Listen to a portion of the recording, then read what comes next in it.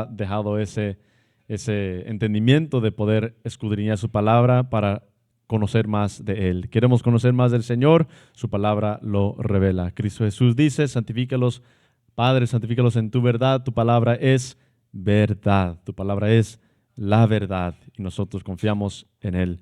Que Dios me lo bendiga, hermanos.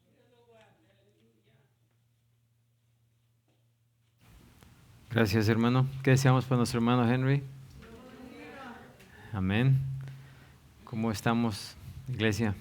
Bendecidos. Bendecidos, amén. Bueno, pues vamos a continuar con el orden del servicio y ahora vamos a meditar en la palabra del Señor. Y los invito a que vayan abriendo sus Biblias a la carta a los Romanos, capítulo 16, versículos 25 al 27.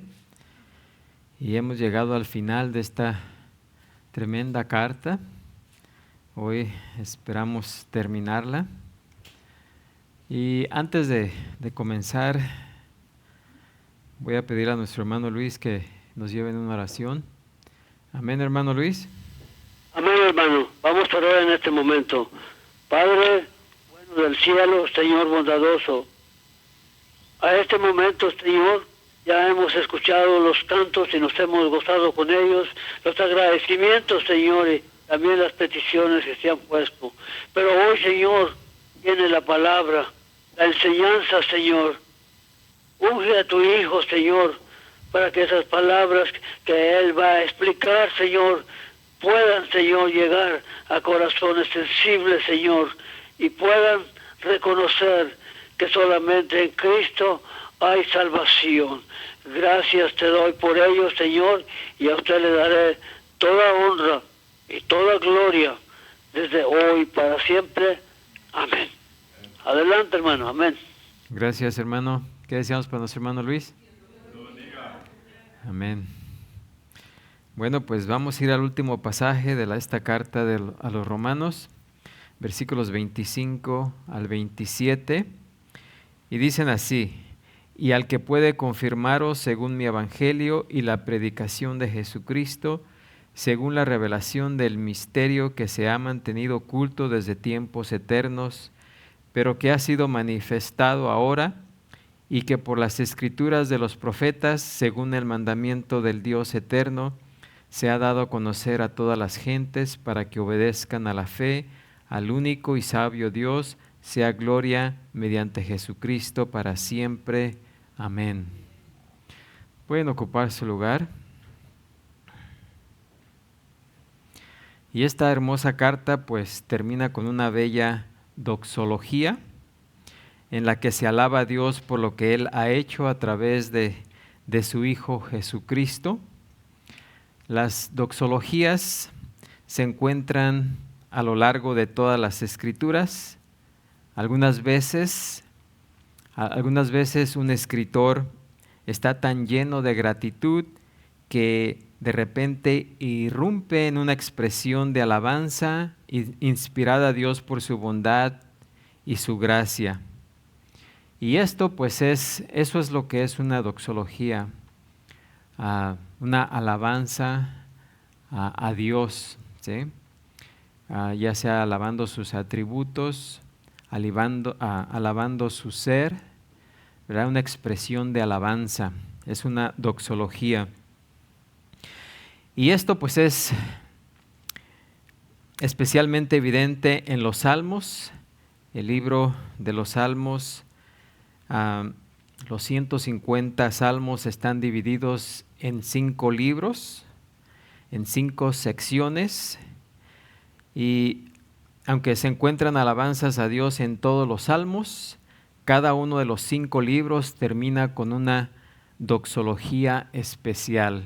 Por ejemplo, el primer libro termina en el Salmo 41:13 y dice: bendito sea Jehová, el Dios de Israel, por los siglos de los siglos. Amén. Y aparte de la mención de David en el versículo 20, el segundo libro termina con el Salmo 72. En los versículos 18 y 19 dice: Bendito Jehová Dios, el Dios de Israel, el único que hace maravillas, bendito su nombre glorioso para siempre, y toda la tierra sea llena de su gloria. Amén y amén.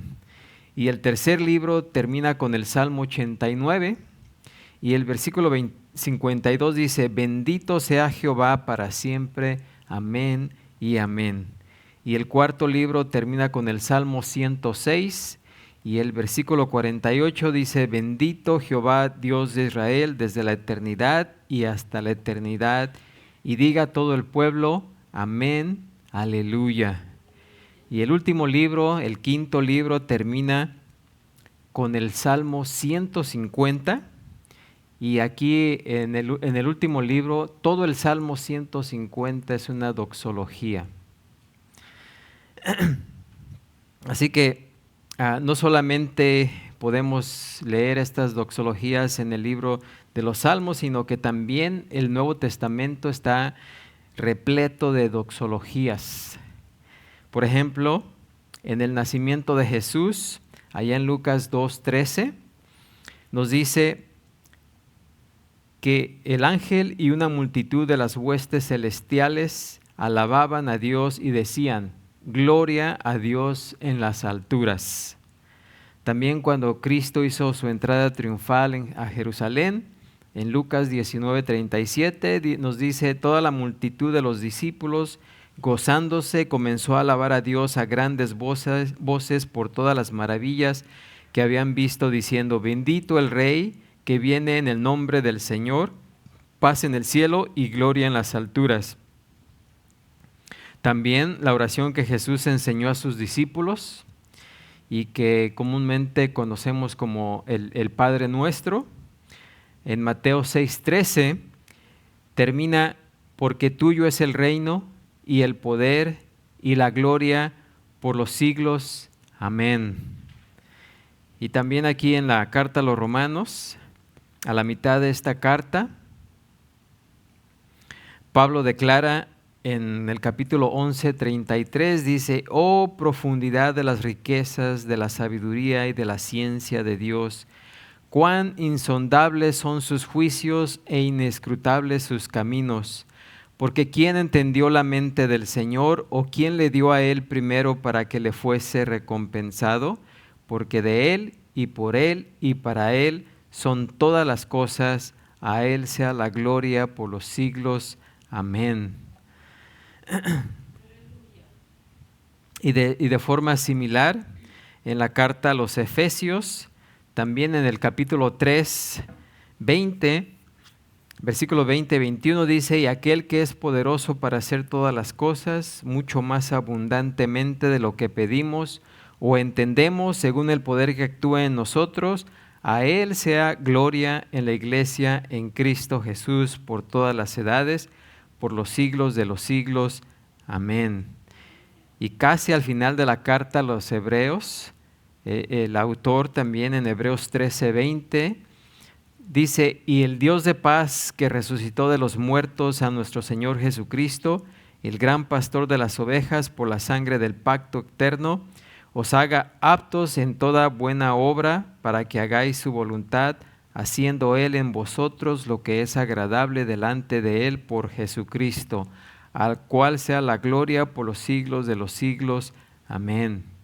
Y pues no digamos en el libro de Apocalipsis, que también está lleno de himnos de alabanza, como Apocalipsis 5, 8 y 9 dice, los 4 reyes, los 4 seres vivientes y los 24 ancianos se postraron delante del Cordero y cantaban un nuevo cántico diciendo, digno eres de tomar el libro y de abrir sus sellos, porque tú fuiste inmolado y con tu sangre nos has redimido para Dios de todo linaje y lengua, pueblo y nación.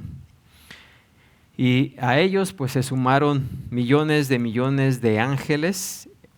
En el versículo 11 y 12 dice que decían a gran voz, el Cordero que fue inmolado es digno de tomar el poder, las riquezas, la sabiduría, la fortaleza, la honra, la gloria y la alabanza. Y el capítulo 19, 1 y 2, otra multitud incontable en el cielo cantaba: aleluya, salvación y honra y gloria y poder son del Señor Dios nuestro, porque sus juicios son verdaderos y justos. Así que eso es lo que se le conoce como doxologías, expresiones de alabanza a Dios, que se encuentran todo a través de la Escritura. Y en este pasaje final de Romanos, existe una relación culminante entre los primeros 11 versículos de la carta a los Romanos con estos 3 últimos versículos del capítulo 16 de Romanos. Por ejemplo, en Romanos, aquí en Romanos 16, 25, Pablo habla de aquel que puede confirmaros. Y en Romanos 1:11 expresa el deseo de que sus lectores sean confirmados. Aquí también Pablo habla de mi evangelio, y en Romanos 1:1 del evangelio de Dios. También habla de la revelación del misterio que se ha mantenido oculto desde tiempos eternos, y en Romanos 1:2 del evangelio que él había prometido antes por sus profetas en las santas escrituras. También menciona la predicación de Jesucristo, y en Romanos 1:3 el evangelio acerca del Hijo de Dios. Habla de las escrituras de los profetas, tal como lo hace en Romanos 1:2, y en el versículo 26 habla del evangelio que se ha dado a conocer a todas las gentes para que obedezcan a la fe, y en Romanos 1:5 habla de la obediencia a la fe en todas las naciones por amor de su nombre. Así que, pues con esto termina el apóstol Pablo esta carta, y podemos ver ahí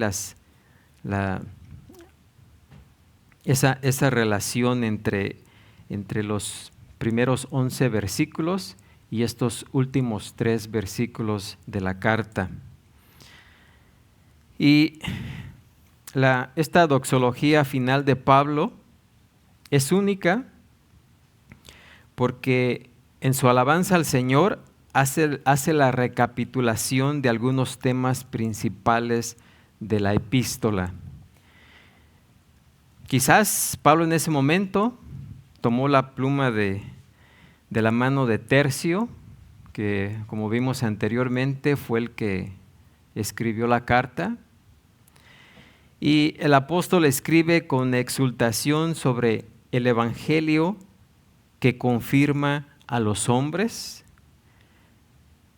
que es la primera parte del versículo 25, y luego el evangelio que proclama a Jesucristo, la segunda parte del versículo 25, y el evangelio que revela el misterio de Dios, que están en la tercera parte del versículo 25 y 26, o hasta el 26, 27. Así que esta última doxología está dividida en esas 3 partes que vamos a ver. Y el versículo 25, la primera parte del versículo 25, nos dice: y al que puede confirmaros según mi evangelio. Ese mismo versículo en la traducción de la lengua actual dice así: Dios puede hacer que ustedes se mantengan firmes en la vida que Jesucristo nos ha dado.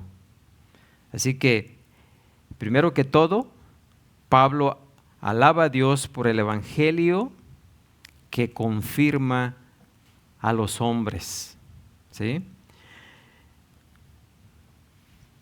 Dios puede, es decir, tiene el poder suficiente para confirmar a quienes confían en Él según el evangelio verdadero que Pablo y todo predicador y maestro verdadero han presentado o presentan con claridad.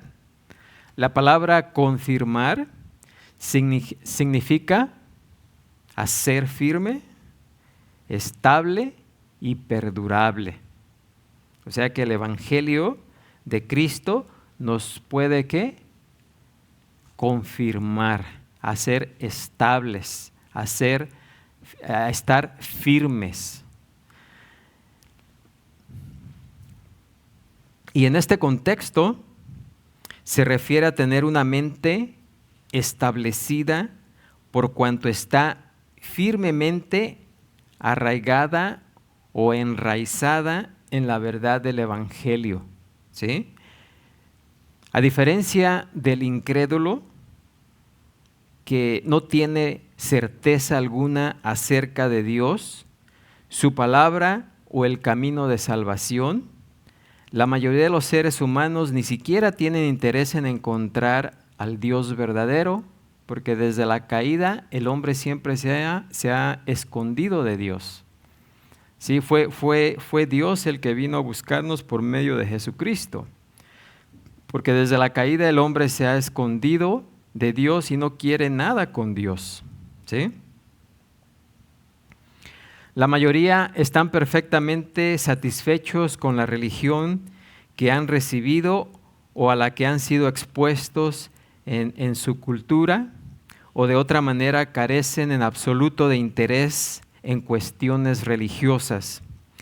Incluso aquellos que intentan hallar a Dios mediante su propia búsqueda y discernimiento. Hoy hablaba con el hermano de que hay pasajes que, bueno, en sí hablábamos en la escuela dominical, de pasajes de cosas que no entendemos y que no vamos a entender. ¿Sí? Por ejemplo, la oración. Hay cosas que entendemos acerca de la oración, pero hay cosas que están fuera de nuestro alcance. Pero la palabra de Dios nos enseña tales cosas y como tales no siempre tenemos que entender las cosas, sino las cosas que no entendemos, simplemente por el hecho de que Dios las dice, es suficiente para el que cree. Para el que no cree, siempre va a estar cuestionando las cosas de Dios. Por eso 2 de Timoteo 3:7 dice que siempre están aprendiendo y nunca pueden llegar al conocimiento de la verdad. Hay personas que se preguntan, bueno, ¿y quién hizo todas las cosas? Pues si vamos a la Escritura, luego leemos ahí en Génesis, en el principio, ¿qué? Creó Dios todas las cosas. Ya, se acabó. Ya no necesitamos andarle buscando, ¿sí? No necesitamos andar aprendiendo otras cosas, porque ahí lo que dice Dios, que Él hizo todas las cosas en el principio, punto y aparte, ya sabemos quién las hizo. ¿Cómo las hizo? No sabemos, pero Él las hizo. Amén. Mas sin embargo, el que no cree, siempre va a estar estudiando cómo es que vinieron todas estas cosas. Los científicos buscan aquí la evolución y que esto y que aquello. Siempre están estudiando y nunca, como dice Timoteo, nunca llegan al conocimiento de la verdad. ¿Y ven qué simple es? Dios creó todas las cosas, se acabó. ¿Amén? Porque si creemos en Dios, bueno, una cosa es creer en Dios y otra cosa es creerle a Dios. Y cuando le creemos a Dios, lo que Él dice es suficiente. ¿Por qué? Porque le conocemos, porque tenemos confianza en Él y sabemos que Él siempre dice ¿qué? La verdad. ¿Amén? Por otra parte, nos dice Pablo, por medio del Evangelio, nos dice aquí, Dios puede confirmar en la verdad las mentes y los corazones de los creyentes. ¿Por qué? Porque Dios tiene el poder para establecernos, fíjense, fundamentarnos y hacernos permanecer firmes en Él. Si somos de Él, ¿verdad? Él nos va a confirmar, ¿sí? Para que no andemos busque y busque y busque, como los que no creen en Dios, ¿sí? Ningún ser humano que no sea un cristiano puede estar seguro acerca de Dios ni tener certeza acerca de su verdad, sus estándares de justicia, su amor y cuidado, y mucho menos de estar con Él por toda la eternidad. Pero el que confía en Dios sabe que va a estar con Él por toda la eternidad. ¿Cómo va a ser eso posible? No sabemos. Otra vez. Pero si Él lo promete y Él nos lo dice y lo promete, así va a ser. Amén. Porque Él tiene... Y solamente el Hijo de Dios, el creyente, va a creer eso. ¿Sí? El que no es hijo de Dios, por más que estudie y vea y busque, nomás no va a llegar al entendimiento. ¿Sí? Porque no es cosa de entendimiento. ¿Es cosa de qué? De creer y confiar. Así que solamente las personas que han tenido una conversión genuina pueden decir junto a Pablo con toda veracidad, como nos dice en 2 de Timoteo 1:12, yo sé a quién he creído, ¿sí? Y estoy seguro que es poderoso para guardar mi depósito para aquel día. Solamente el que cree en Dios puede afirmar estas palabras con toda veracidad. ¿Amén? Así que el apóstol aseguró a los creyentes corintios que allá en 2 de Corintios 9:8, que les dijo, poderoso es Dios para hacer que abunde en vosotros toda gracia, a fin de que teniendo siempre en todas las cosas todo lo suficiente, abundéis para toda buena obra. ¿Sí? Cuando el apóstol oró pidiendo a Dios que confirmara a los creyentes en Éfeso, esta fue la petición que él presentó con estas palabras, allá en Efesios 3:16 al 19, diciendo, para que os dé, conforme a las riquezas de su gloria, el ser fortalecidos con poder en el hombre interior por su espíritu, para que habite Cristo por la fe en vuestros corazones, a fin de que, arraigados y cimentados en amor, seáis plenamente capaces de comprender, fíjense, comprender con todos los santos cuál sea la anchura, la longitud, la profundidad y la altura, y de conocer el amor de Cristo que excede a todo conocimiento, para que seáis llenos de toda la plenitud de Dios. ¿Sí? Esto solamente puede ocurrir en un creyente. Así que no esperemos que uno que no sea creyente pueda comprender estas cosas, porque hay muchas cosas que ni siquiera nosotros comprendemos. Amén. Pero creemos y confiamos porque Dios las dice. Amén. Ahora, cuando el apóstol Pablo hace referencia aquí a mi evangelio, Pablo no está hablando de su propia visión personal del evangelio. ¿Sí? ¿Por qué? Porque su evangelio era el mismo evangelio que Pedro y Juan predicaban, ¿verdad? El evangelio predicado por los demás apóstoles y maestros verdaderos. El evangelio de Jesucristo dado a los hombres por revelación divina, ¿sí? No que fuera de la inspiración de Pablo, sino era el mismo evangelio. Y como apóstol explicó a los creyentes gálatas, allá en Gálatas 1:11 y 12, diciendo, mas hago saber, hermanos, que el evangelio anunciado por mí no es según hombre. ¿Sí? Ahí se está descartando él. Pues yo ni lo recibí ni lo aprendí de hombre alguno, sino por revelación de Jesucristo. Y por medio del evangelio de Jesucristo, cuando es predicado correctamente, en cualquier momento y lugar, por cualquier persona, Dios está dispuesto a tomar esa mente humana caída, corrompida, vacilante, errática, insegura, confusa y caótica, así como un alma condenada. ¿Y qué hace?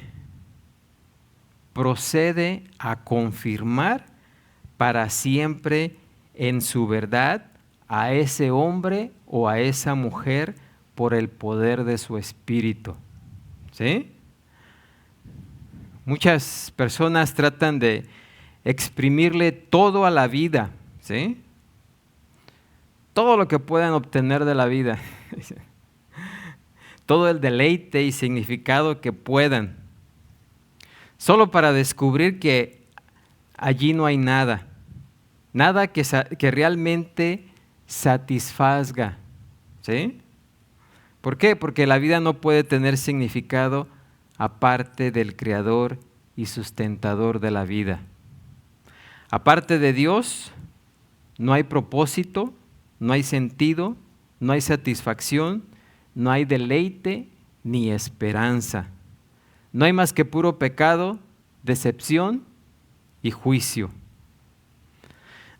Así que precisamente ese es el tema de los primeros 3 capítulos de Romanos. Por ejemplo, en el capítulo 1, versículos 18 y 19, nos dice que el hombre pecador suprime con injusticia la verdad de Dios, porque lo que de Dios se conoce les es manifiesto, pues Dios se lo manifestó. Rechazando lo que habían recibido de la luz de Dios, nos dice el versículo 23, que se volvieron a dioses fabricados por ellos mismos y cambiaron la gloria del Dios incorruptible en semejanza de imagen de hombre corruptible, de aves, de cuadrúpedos y de reptiles. Y el producto o el resultado inevitable de la idolatría, ¿cuál es? ¿Qué es?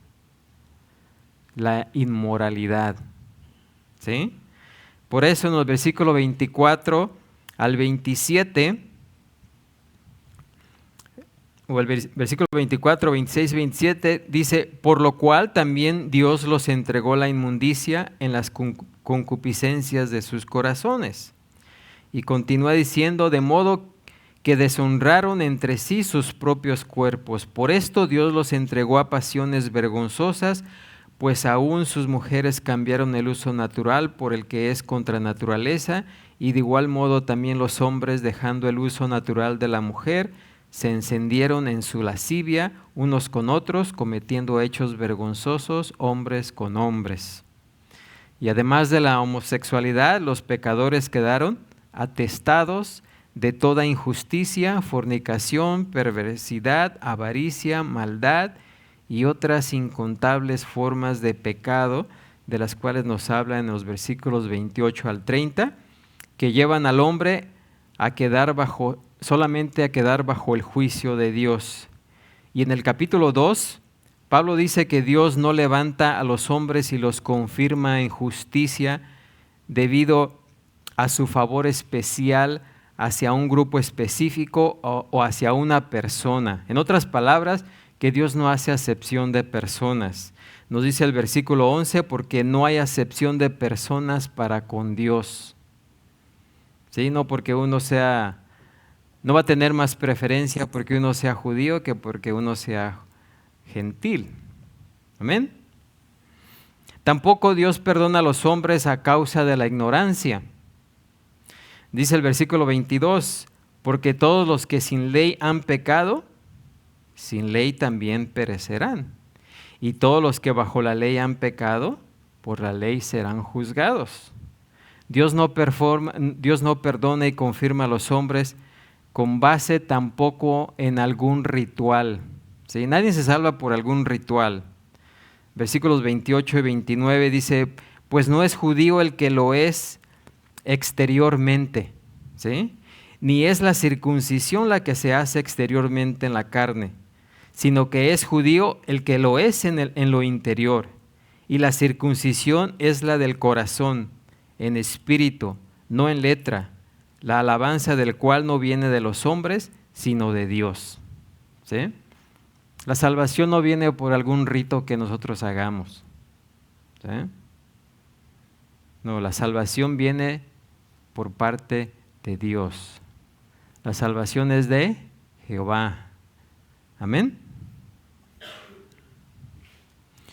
Y en el capítulo 3, Pablo afirma que no hay justo, ni siquiera uno, nos dice en el versículo 10, y que por las obras de la ley ningún ser humano será justificado delante de Dios. Versículo 20. Así que, como él declaró antes, solo el Evangelio es poder de Dios para salvación a todo aquel que cree, al judío primeramente y también al griego. Así que solamente por medio del Evangelio. Amén. Así que también Judas en su bella doxología, allá en Judas 24, nos recuerda que Dios es poderoso, ¿sí?, para guardaros sin caída y presentaros sin mancha delante de su gloria con gran alegría. Amén. Así que ese es el Evangelio que confirma. En segundo lugar, en la segunda parte del versículo 25, dice, y la predicación de Jesucristo. La traducción de la lengua actual dice, alabémoslo. Así lo dije cuando les anuncié la buena noticia y les hablé de Jesucristo. ¿Sí? Así que el único evangelio de Dios que confirma y establece a los hombres, que dice aquí, es el evangelio que proclama a Jesucristo. Ningún otro evangelio puede salvar, solamente el evangelio que proclama a Jesucristo. ¿Amén? Por ahí hay muchos otros evangelios, ¿verdad? Pero ninguno de esos salva, solamente el evangelio que proclama a Jesucristo. Así que el tema principal de Romanos, así como el tema más importante de todas las escrituras, es ¿quién? ¿Quién es el tema principal de todas las escrituras? ¿Pregunta? Ya se me durmieron, creo. Jesucristo, ¿verdad? Jesús. Así que la predicación de Jesucristo fue el compromiso supremo en la vida de Pablo. 1 Corintios 1, 23 y 24 dice, nosotros predicamos a Cristo crucificado. Dijo, para los judíos ciertamente tropezadero y para los gentiles locura, mas para los llamados, así judíos como griegos, Cristo poder de Dios, sabiduría de Dios. ¿Sí? Y en su segunda carta a la iglesia de Corinto, él testificó allá en 2 Corintios 4, 5 y 6, dice, porque no nos predicamos a nosotros mismos. ¿Sí? El mensaje no era un mensaje de ellos mismos, sino que predicaban, dice, sino a Jesucristo como Señor, porque Dios que mandó que de las tinieblas resplandeciese la luz, es el que resplandeció en nuestros corazones para iluminación del conocimiento de la gloria de Dios en la faz de Jesucristo. Y sabemos, ¿verdad?, que la fe es por el oír y el oír por la palabra de Dios. ¿Sí? Y por la palabra de Dios ahí significa por la palabra o por la palabra acerca de Jesucristo. Amén.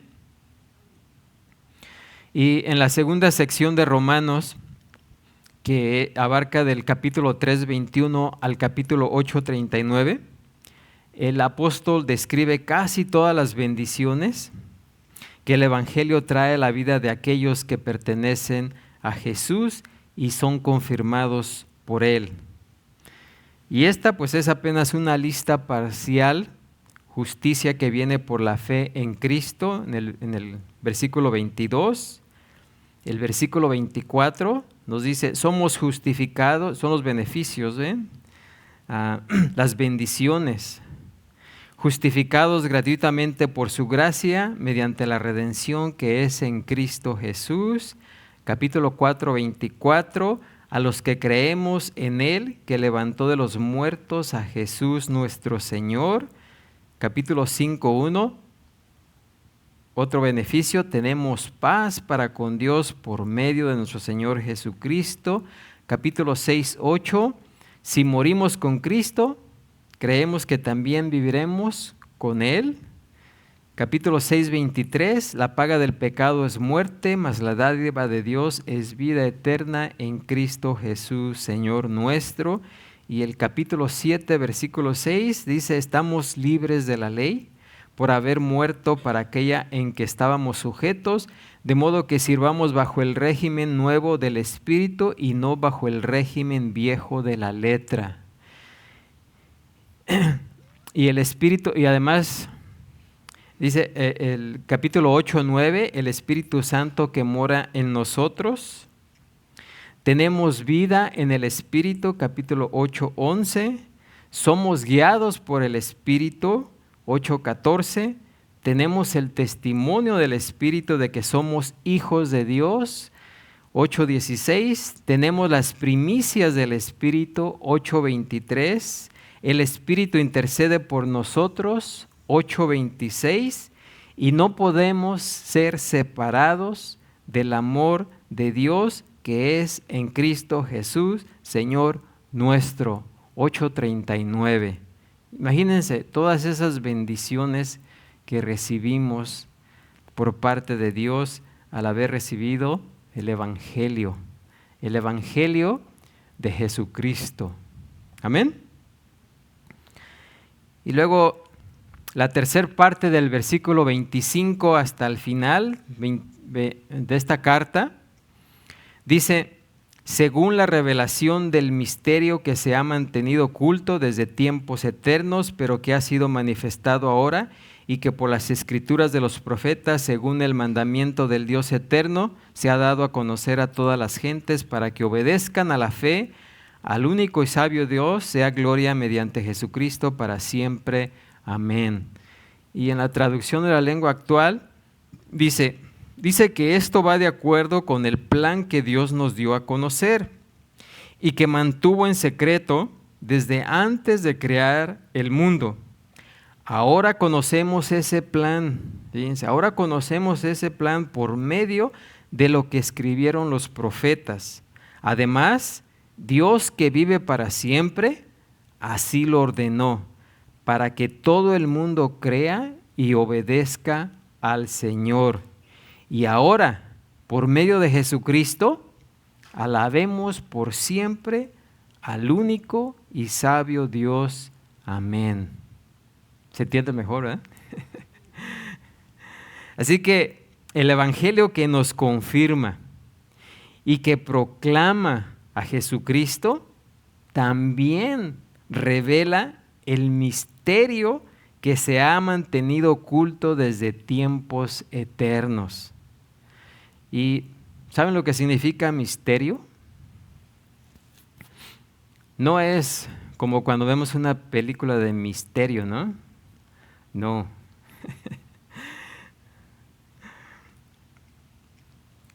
No es como cuando hablamos de una novela de misterio tampoco. No, misterio en el Nuevo Testamento se refiere a algo escondido en tiempos pasados, pero que se ha dado a conocer ahora o en el Nuevo Testamento. Eso es lo que significa misterio. Algo que estaba velado en el Antiguo Testamento, pero que ahora en el Nuevo ha sido ¿qué? Revelado. ¿Sí? O algo que era secreto de parte de Dios en el Antiguo, pero que ahora ha sido ¿qué? Revelado. Así que de manera específica se refiere a una parte de la verdad de Dios que no fue revelada o solo fue revelada parcialmente en el Antiguo Testamento, pero que ha sido revelado completamente en el Nuevo Testamento. En 1 Corintios, Pablo emplea el término en un sentido general para hablar de los apóstoles y los profetas del Nuevo Testamento, personas como él mismo, Apolos y Pedro, diciendo que ellos eran, fíjense, capítulo 4:1, administradores de los misterios de Dios. ¿Qué quiere decir que eran administradores de los misterios de Dios? ¿Sí? Que Dios les dio, ¿sí?, el privilegio para que revelaran esas verdades que habían estado ocultas en el Antiguo Testamento o parcialmente ocultas, pero que ahora ellos fueron los indicados para revelar esas verdades. ¿Amén? En otras palabras, que estaban encargados de traer una revelación nueva que se había mantenido oculta en tiempos pasados. Como dice en Efesios 3:9, dice, y de aclarar a todos cuál sea la dispensación, fíjense, del ministerio escondido desde los siglos en Dios, que creó todas las cosas. Colosenses 1:25-26 dice, de la cual fui hecho ministro según la administración de Dios que me fue dada para con vosotros, para que anuncie cumplidamente la palabra de Dios, el misterio que había estado oculto desde los siglos y edades, pero que ahora ha sido manifestado a sus santos. Está clarito, ¿no? ¿Verdad? Ahora, en la palabra de Dios existen muchos misterios. No sé si los habrán notado, pero existen muchos misterios en las Escrituras. Entre ellos tenemos el misterio de la iniquidad, en 2 de Tesalonicenses 2, capítulo 2, 7 y 8, ¿verdad? Dice, porque ya está en acción el misterio de la iniquidad. ¿Sí? También el misterio de la piedad. 1 Timoteo 3:16. E indiscutiblemente grande es el misterio de la piedad. ¿Cuál fue ese? Que Dios fue manifestado en carne, justificado en el Espíritu, visto de los ángeles, predicado a los gentiles, creído en el mundo, recibido arriba en gloria. ¿Sí? Es el misterio de la piedad. El misterio del arrepentimiento. Primera de Corintios 15:51 dice, he aquí os digo un misterio. No todos dormiremos, pero todos seremos transformados, que es el misterio del arrepentimiento, es arrebatamiento. El misterio del reino de Dios. Marcos 4:11 dice, y les dijo, a vosotros os es dado saber el misterio del reino de Dios, mas a los que están fuera, por parábolas, todas las cosas. El misterio de la voluntad, de su voluntad, la de Cristo. Efesios 1:9 dice, dándonos a conocer el misterio de su voluntad, según su beneplácito, el cual se había propuesto en sí mismo. El misterio de Cristo, Colosenses 2:2 dice, para que sean consolados sus corazones unidos en amor hasta alcanzar todas las riquezas de pleno entendimiento, a fin de conocer el misterio de Dios el Padre y de Jesús y de Cristo. El misterio de Cristo y la iglesia, Efesios 5:32, Dice, grande es este misterio, mas yo digo esto respecto de Cristo y de la iglesia. El misterio del Evangelio, Efesios 6:19, dice, y por mí, a fin de que al abrir mi boca me sea dada palabra para dar a conocer con denuedo el misterio del Evangelio.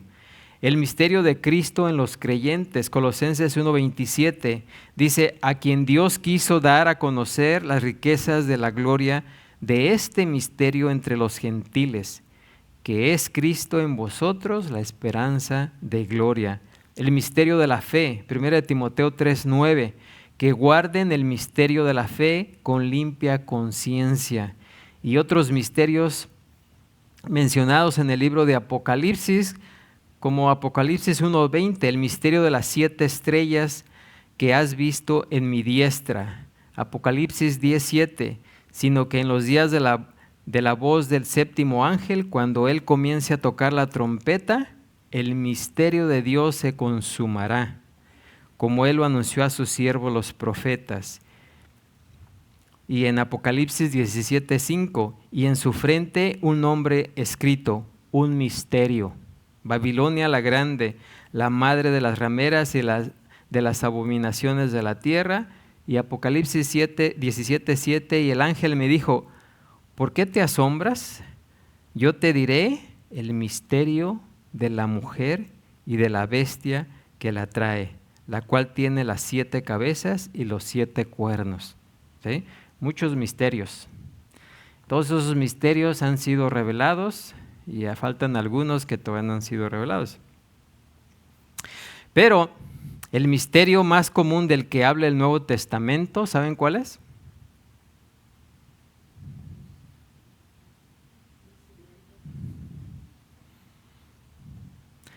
Ese misterio se refiere a la provisión de salvación que Dios hizo para los gentiles, ¿sí?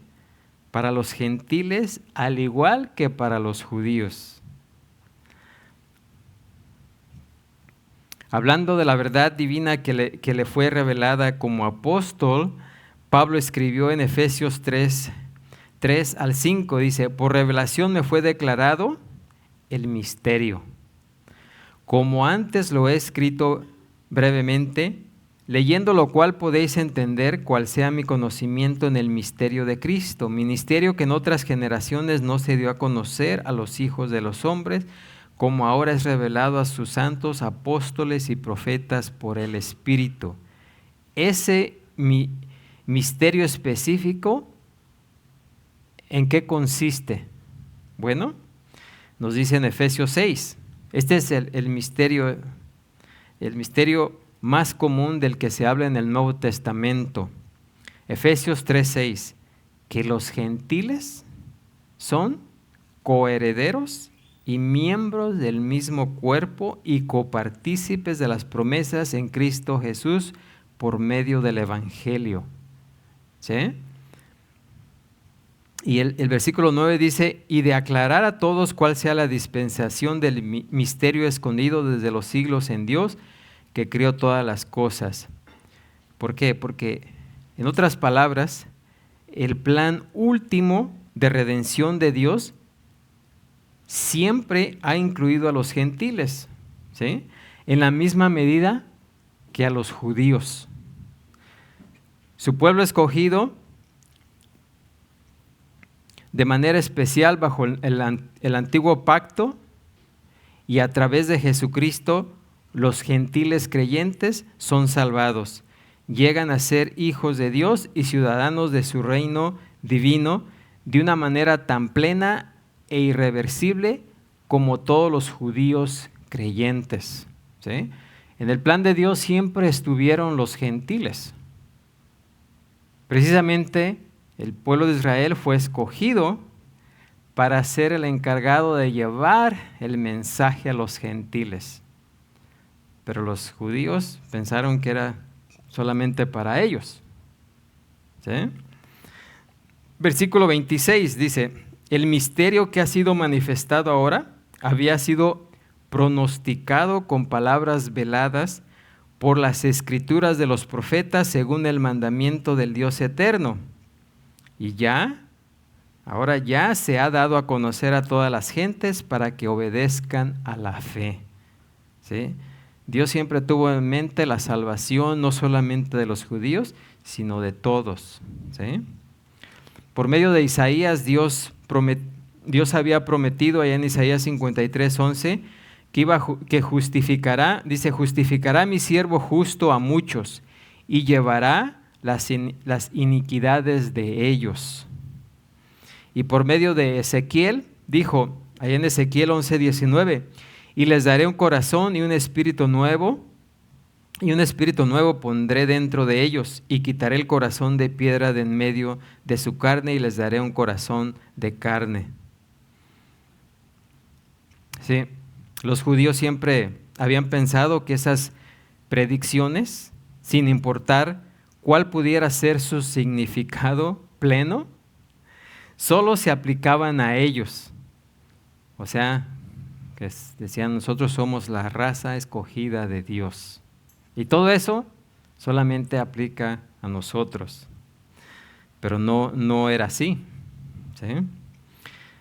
Pedro explica también en 1 de Pedro 1:10 y 11, dice, los profetas que profetizaron de la gracia destinada a vosotros, inquirieron y diligentemente indagaron acerca de esta salvación, escudriñando qué persona y qué tiempo indicaba el Espíritu de Cristo que estaba en ellos, el cual anunciaba de antemano los sufrimientos de Cristo y las glorias que vendrían tras ellos.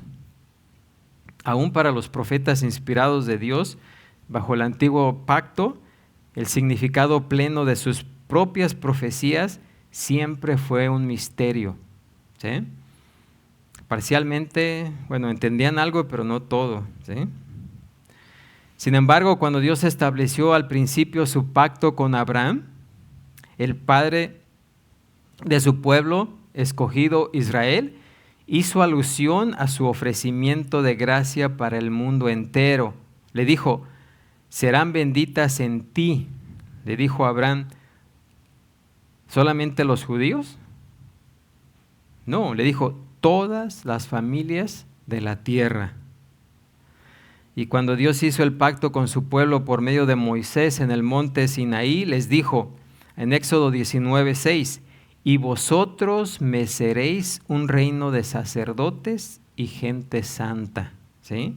En otras palabras, el destino de Dios, o el designio, mejor dicho, de Dios fue que Israel, como una nación, debía ser un sacerdote y un mediador de Dios para el resto del mundo.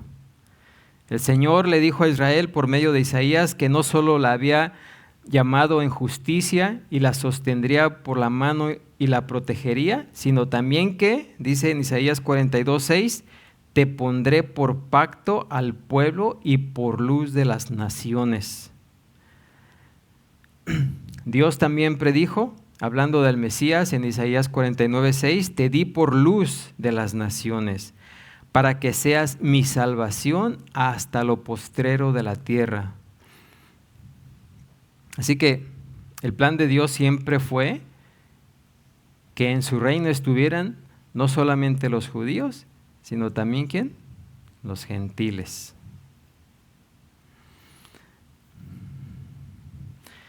Romanos 9:23 y 25 dice, notorias las riquezas de su gloria para con los vasos de misericordia, no solo de los judíos, sino también de los gentiles. Como también en Oseas dice, llamaré pueblo mío al que no era mi pueblo y a la no amada, amada. ¿Sí? Y como con el pasaje muy conocido de Romanos 10, 11 y 12, pues la Escritura dice, todo aquel que en él creyere no será avergonzado, porque no hay diferencia entre judío y griego, pues el mismo que es Señor de todos es rico para con todos los que le invocan. Así que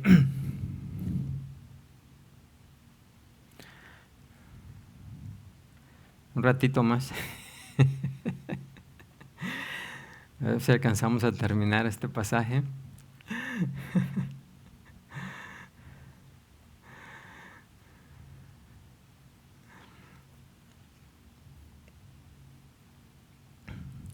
En el capítulo 12, del 3 al 8, Pablo manda a todos los creyentes, tanto judíos como gentiles, que se ministren unos a otros con los dones del Espíritu Santo que les ha dado.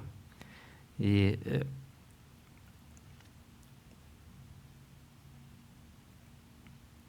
o sea que no es solamente la salvación no era solamente para los judíos, sino para todo el mundo. En el capítulo 13, Pablo se enfoca en la responsabilidad que todos los creyentes tienen de respetar a las autoridades del gobierno y comportarse de una manera apropiada ante el mundo, ¿sí? Ante el mundo. Y en el capítulo 14 hace énfasis en la responsabilidad que los creyentes tienen de no ofenderse unos a otros en asuntos de conciencia. Y el capítulo 15 recuerda de nuevo a sus lectores acerca de la extensión que Dios hace de gracia para salvación, tanto a judíos como a gentiles. Y en el último versículo, en el último capítulo 16, el saludo de Pablo a los judíos y gentiles por igual refleja su convicción personal con respecto a la unidad de todos los creyentes en Jesucristo. ¿Sí? El propósito de Dios siempre fue la salvación para todos. Versículo 27, Pablo corona esta carta maravillosa con alabanza, dice, al único y sabio Dios, el Dios de los judíos y de los gentiles, el Dios de toda la creación.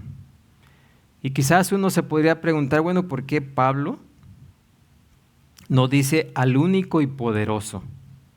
O al único y amoroso, o al único Dios de gracia.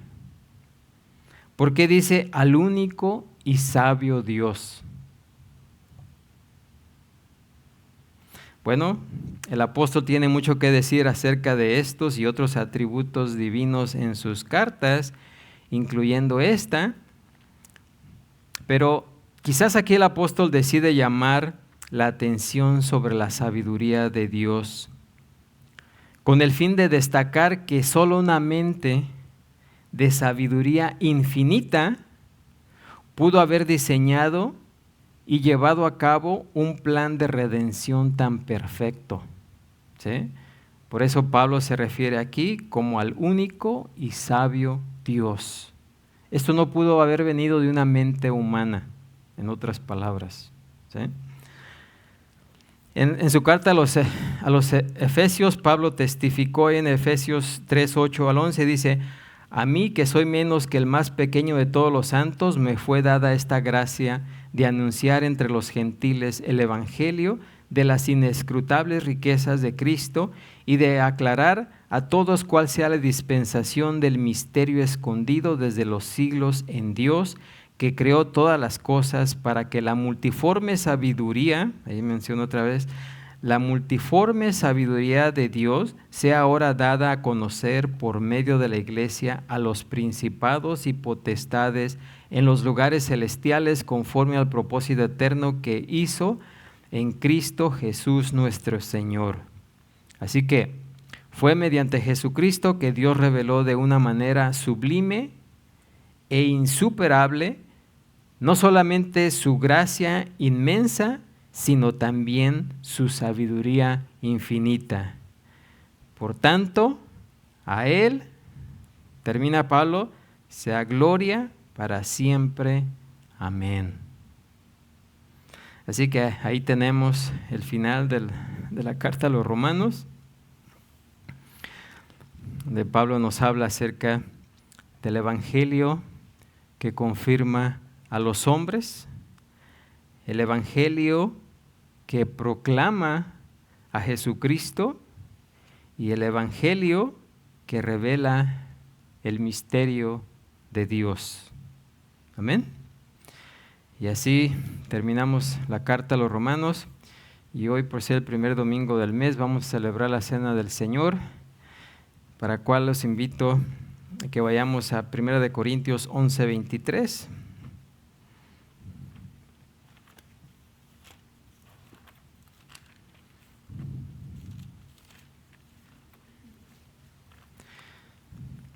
Donde el apóstol Pablo escribió acerca de la revelación que recibió directamente del Señor en el establecimiento de esta ordenanza para la iglesia. Y dice, porque yo recibí del Señor lo que también os he enseñado, que el Señor Jesús, la noche que fue entregado, tomó pan y habiendo dado gracias, lo partió y dijo, tomad, comed, esto es mi cuerpo que por vosotros es partido, haced esto en memoria de mí. Asimismo tomó también la copa después de haber cenado, diciendo, esta copa es el nuevo pacto en mi sangre. Haced esto todas las veces que la bebieres, en memoria de mí.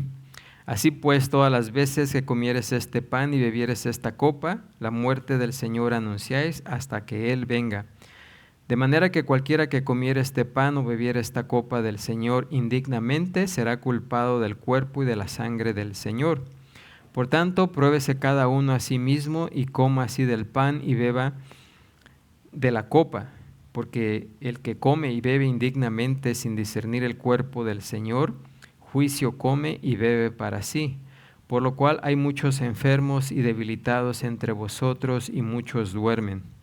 Si pues nos examinásemos a nosotros mismos, no seríamos juzgados, mas siendo juzgados somos castigados por el Señor, para que no seamos condenados con el mundo. Así que, hermanos míos, cuando os reunís a comer, esperaos unos a otros. Si alguno tuviere hambre, coma en su casa, para que no os reunís para juicio. Las demás cosas las pondré en orden cuando yo fuere.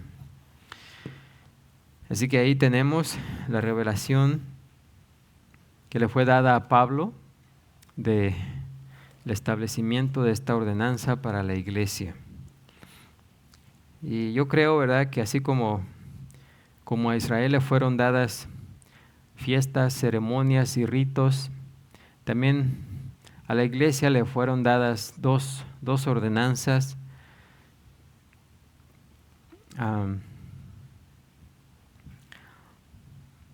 en forma de ilustración, porque el significado detrás de la cena del Señor, como hemos visto cada vez que tomamos la cena del Señor, pues es precisamente el mensaje mismo del Evangelio, el mensaje de salvación, ¿sí? Para los que no lo conocen, para su salvación, para los que ya han sido salvados, es un recordatorio de cómo Dios nos salvó. Amén. Y por eso es algo que debemos siempre seguir anunciando, porque con el tiempo se nos olvidan las cosas, ¿sí? Así que es un recordatorio y una viva esperanza también de lo que nos espera en el futuro, de celebrar las fiestas del Cordero precisamente con Él. Amén. Así que, pero en sí ese es el mensaje del Evangelio, en el cual nos dice cómo es que una persona se salva, o cómo nos ha salvado, nos hemos salvado. Y lo primero, cuando habla del pan, representa su cuerpo, y más que su cuerpo, representa su encarnación, el hecho de que Dios dejó su gloria y vino al mundo y se hizo como uno de nosotros. Así que todo aquel que quiera entrar al reino de Dios necesita y debe creer que Jesucristo es, ¿quién? Que es Dios.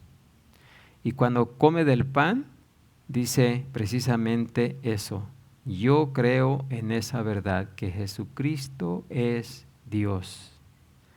Y hace esa verdad parte de su ser, así como cuando come el pan, hace ese pan parte de su cuerpo, ¿sí? Parte de su ser.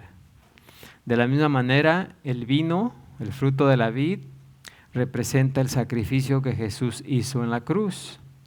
Y para poder ser salvados y entrar al reino de Dios, necesitamos creer que ese sacrificio que Jesús hizo en la cruz es lo único que nos puede limpiar de nuestro pecado. No hay nada más. Es un sacrificio completo. No le hace falta nada. ¿Ok? Ni le sobra, ni le falta nada. Así que el que quiere entrar al reino de Dios necesita creer que ese sacrificio de Jesús en la cruz lo limpió de todos sus pecados. Y no solamente de los pasados, porque hay muchos creyentes que piensan que solamente nos limpió de los pecados pasados. Pero si que Dios nos encuentra pecando en este momento, pues no nos va a llevar con Él. ¿Amén? ¿Cuántos creen eso? ¿Todos? No. Su muerte en la cruz nos limpió de los pecados pasados, presentes, los que estamos cometiendo ahorita y los que todavía, imagínense, todos los que no vamos a cometer. Pero en sí, cuando Él murió, todos nuestros pecados eran futuros. ¿Sí o no? Porque ni siquiera se pensaba que fuéramos a nacer, ¿sí? Nuestros padres o nuestros tatarabuelos ni siquiera se conocían, ¿verdad? Así que todo fue para no solamente los pecados pasados, sino también los presentes y por supuesto todos los futuros. Amén. Así es de que esas dos grandes verdades necesita una persona creer, y cuando participa del vino está diciendo: esa verdad es parte de mi ser. Y la otra, pues otra gran verdad es la resurrección. ¿Sí? Alguien decía: ¿puede alguien ser creyente y no creer en la resurrección? ¿Qué creen? ¿Puede o no puede? No. Si alguien no cree en la resurrección, no importa lo que diga o haga, no puede ser creyente, no puede ser cristiano. Amén. ¿Qué dice su palabra?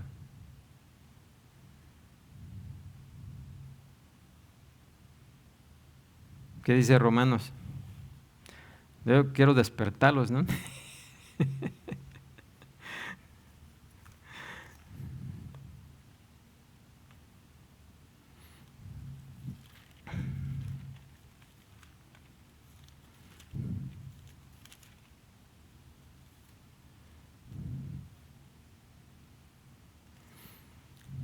¿Qué dice Romanos 10:9? Que si confesares con tu boca que Jesús es el Señor, ¿sí?, que Jesús es Dios, y creyeres en tu corazón que Dios le levantó de los muertos, serás, ¿qué?, salvo. ¿Sí? Necesitamos creer que Dios levantó a Jesús de los muertos. Eso habla de su resurrección. Así que si no creemos que Jesús es Dios y si no creemos en la resurrección, pues no podemos ser creyentes, no podemos ser hijos de Dios, no podemos entrar al reino de Dios. Amén. Así que de esa manera, creyendo esas grandes verdades, es que una persona puede entrar al reino de Dios. Amén. Pero también cuando tomamos la cena del Señor nos habla aquí de reconocer, de confesar nuestros pecados. Ya no de pedir perdón por nuestros pecados, sino de confesarlos. Y hay una diferencia. Si Jesús con su muerte nos limpió de todos nuestros pecados, ya todos nuestros pecados fueron perdonados. Por lo tanto, ya no necesitamos pedir perdón por nuestros pecados. Lo que necesitamos hacer desde que fuimos salvados en adelante es confesarlos. ¿Sí? Confesarlos. Así que necesitamos confesarlos. Esto quiere decir que si confesamos nuestros pecados es porque seguimos, ¿qué?, pecando. Y por lo tanto tenemos que confesarlos. Ya no necesitamos bañarnos otra vez, sino solamente limpiar nuestros pies. Amén. Y eso quiere decir que en el caminar de la vida, pues nos ensuciamos, pero ya no necesitamos bañarnos, ¿sí? Porque ya fuimos bañados, ya fuimos limpiados una vez y para siempre. Amén. Así que, pues vamos a ponernos de pie, vamos a participar de la cena del Señor, orando por los elementos. y confesando nuestros pecados. Amén. Padre Santo, Señor Todopoderoso, gracias, Señor, en esta tarde, en este día, por tu misericordia, por tu grande amor, por todo, Señor, lo que tú has hecho para que pudiésemos ser redimidos, para que pudiésemos ser salvados, Señor. Gracias, Señor, te damos. Bendice, Señor, este pan que representa tu encarnación, el hecho